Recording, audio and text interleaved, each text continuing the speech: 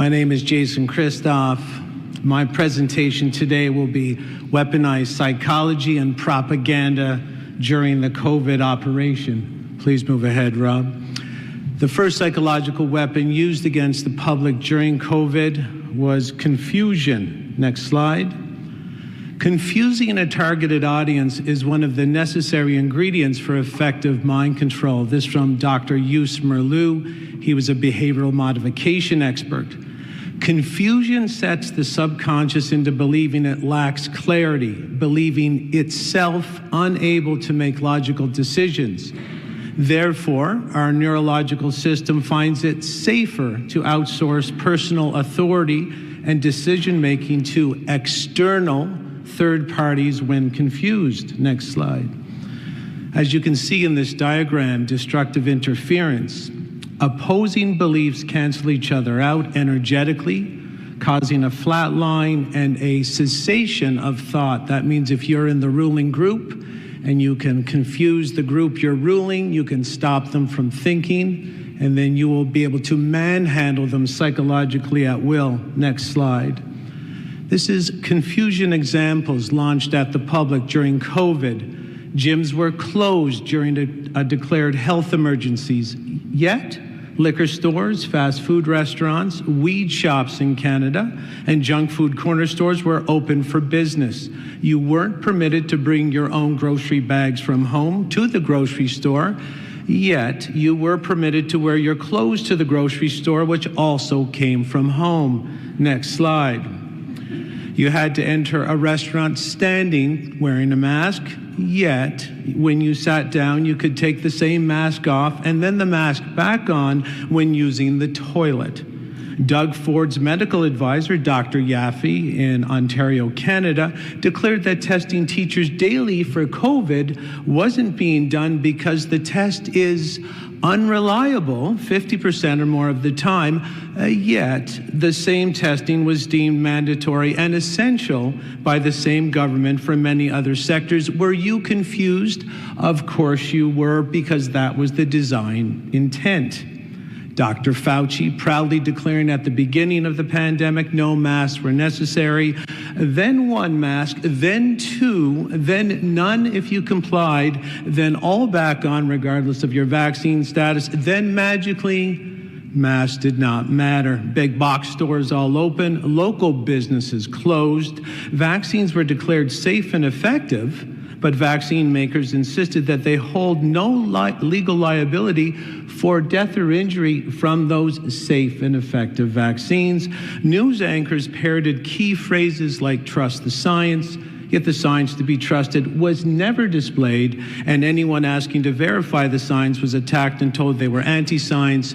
Pfizer even petitioned the U.S. government to hide their vaccine safety data for 75 years. Nothing says safe and effective more than hiding your own safety data for more than 7 decades. If someone died or was injured within 14 days of taking any COVID injection, that death or injury was listed as occurring in the unvaccinated. All that while VAERS data indicated that the vast majority of deaths and permanent injuries occurred within 72 hours of the COVID injection, and that would be deaths and injuries in the unvaccinated. Some strip joints were providing free lap dances if patrons submitted to the COVID jab, while churches were forced to close. Curfews and group restrictions were frequent because, of course, the virus can now count, attacking you in a group of 11, but not in a group of 9. It also wears a watch, attacking at 10:01 p.m. in the curfew zone, but not at 9:59. Elected officials deferred to non-elected experts, bypassing the very foundations of our democracy. Were you confused? Of course you were. That was the designed intent. We regressed into taxation without representation. Experts were unwilling to discuss and debate what they claim expertise in. Many doctors, judges, police, military, lawyers, pharmacists violated their patient-citizen protection oaths because of large payouts to do so.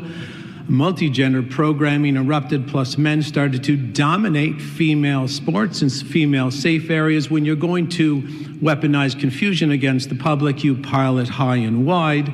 Vows made to protect grandma were widespread as grandma was being mistreated, disrespected. abused, and even medically euthanized.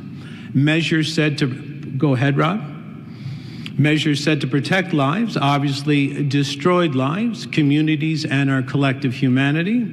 Local businesses in Ontario, Canada were eventually made bankrupt and closed via the, wait for it, Reopening Ontario Act, a very clever use of Orwellian doublespeak, an aerosolized viral pathogen that could take people down at will, like a well-perched assassin, could only be tested for by driving a swab deep into the nasal cavity. If the extremely dangerous pathogen floats in the air, why can't we breathe on the swab? Well, that's because confusing a targeted audience is one of the necessary ingredients for effective mind control. Psychological weapon number 2, hurled at the public during the COVID operation, was group pressure. If we understand the mechanism and motives of the group mind, is it not possible to control and regiment the masses according to our will without them knowing it? This is from Edward Bernays, otherwise known as the father of propaganda.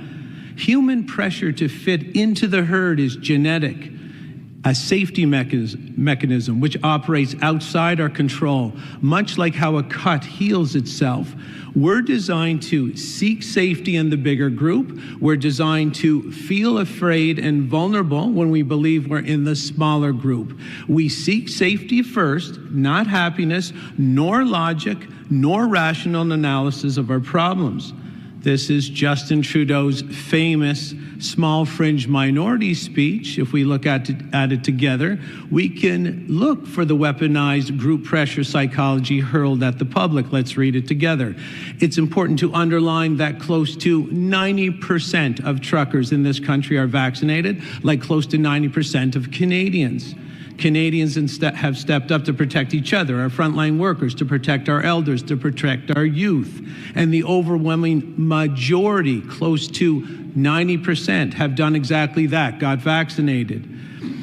The small, fringe minority who are holding unacceptable views do not represent the views of Canadians who know that following the signs and stepping up to protect each other is the best way to ensure our freedoms, our rights, and our values. This is a clear indication of where the safe majority can be found and a clear indication of where the unsafe minority can be found. The human nervous system takes it from there. And as you can see, there's also confusion as this man laments to be protecting our freedoms, our rights, and our values as he destroys our freedoms, our rights, and our values.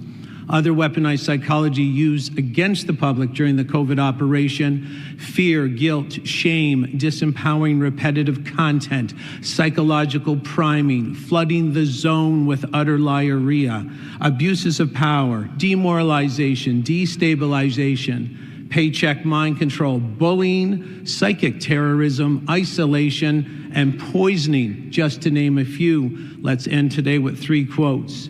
If we know how the magician executes his tricks, the magic show fails to impress. This is why it's very important each and every one of you learn about psychological manipulation so we can sidestep the next psyop that comes our way.